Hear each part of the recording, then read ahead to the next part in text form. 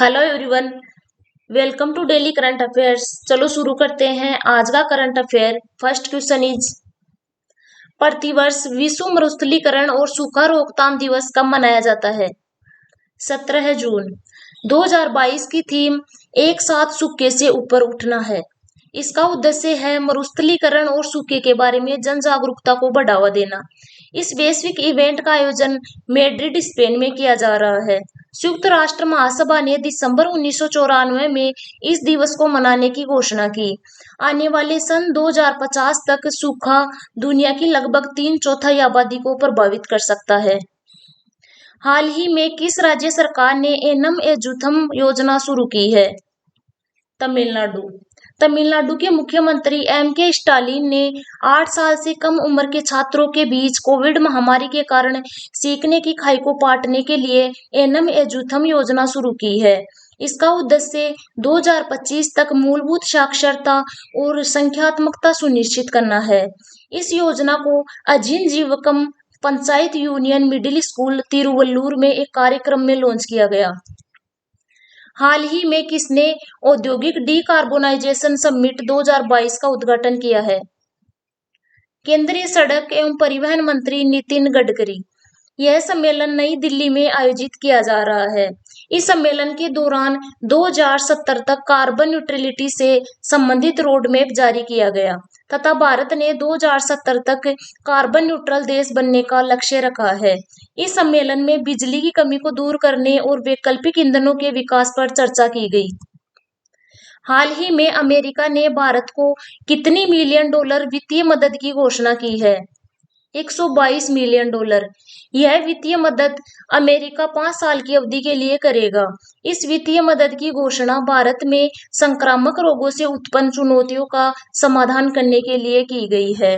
यह वित्तीय सहायता भारत की 3 स्वास्थ्य अनुसंधान संस्थाओं को वितरित की जाएगी, जिनमें Indian council of medical research, national institute of epidemiology और नेशनल इंस्टीट्यूट ऑफ वायरोलॉजी शामिल है।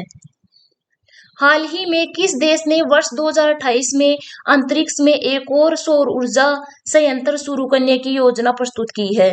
चीन। चीन ने निरंतर बिजली प्राप्त करने के लिए अंतरिक्ष में एक सौर ऊर्जा संयंत्र शुरू करने की योजना का प्रस्ताव रखा है। चीन ने 2030 तक अंतरिक्ष में 1 मेगावाट क्षमता का सौर ऊर्जा स्टेशन स्थापित करने की योजना बनाई है। चीन पृथ्वी से 400 किलोमीटर की ऊंचाई पर स्थित अपने अंतरिक्ष स्टेशन पर सोलर पैनल लगाएगा।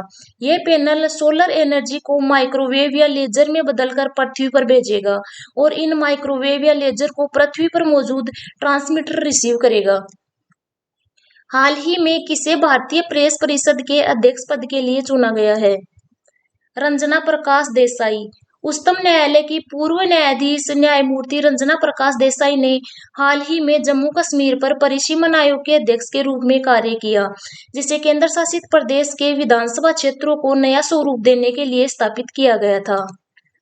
हाल ही में जारी वैश्विक शांति सूचकांक 2022 में भारत कौन से स्थान पर रहा है? 135वें स्थान पर। प्रथम स्थान पर आइसलैंड रहा है। पिछली बार भारत 137वें स्थान पर था। 163 देशों की सूची में अफगानिस्तान अंतिम या 163वें स्थान पर रहा है। इसमें अंतर्राष्ट्रीय संघर्ष, समाज में सुरक्षा और सैन्यीकरण सहित 23 मापदंडों के आधार पर देशों का मूल्यांकन किया गया। 16 जून 2022 को भारतीय एथलेटिक्स महासंघ ने राष्ट्रमंडल खेल 2022 के लिए किसकी अगुवाई में भारत की 37 सदस्यीय एथलेटिक्स टीम की घोषणा की है? नीरज चोपड़ा। राष्ट्रमंडल या कॉमनवेल्थ गेम्स 2022 बर्मिंघम में आयोजित होंगे। कॉमनवेल्थ यानी वे देश जो पूर्व में ब्रिटेन के उपनिवेश थे, और ये वर्तमान में उन सब देशों का एक संगठन है। कॉमनवेल्थ गेम्स की शुरुआत 1930 में की गई थी और पहले गेम का आयोजन हैमिल्टन, कनाडा में किया गया था। भारत की 37 सदस्यीय एथलेटिक्स टीम में 18 महिला खिलाड़ी शामिल है। 17 जून 2022 को किस देश की क्रिकेट टीम ने वनडे मैच में सर्वोच्च स्कोर 498 रन बनाए हैं? इंग्लैंड। इंग्लैंड ने 50 ओवर में 498 रन नीदरलैंड के खिलाफ बनाए हैं। इसमें 3 लोगों ने शतक लगाए, जिनमें जोस बटलर, डेविड मिलान व फिल साल्ट शामिल है। हाल ही में किस देश ने युवा सांसदों के 8वें वैश्विक सम्मेलन की मेजबानी की है? मिस्र। मिस्र के शर्म अल शेख में युवा सांसदों के 8वें वैश्विक सम्मेलन का आयोजन जलवायु परिवर्तन के विषय को संबोधित करने के लिए किया गया है।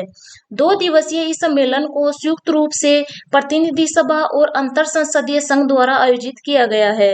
नागालैंड की राज्यसभा के लिए संसद सदस्य के रूप में चुनी गई पहली महिला एस फागोन कोन्याक सम्मेलन में भारत का प्रतिनिधित्व कर रही है।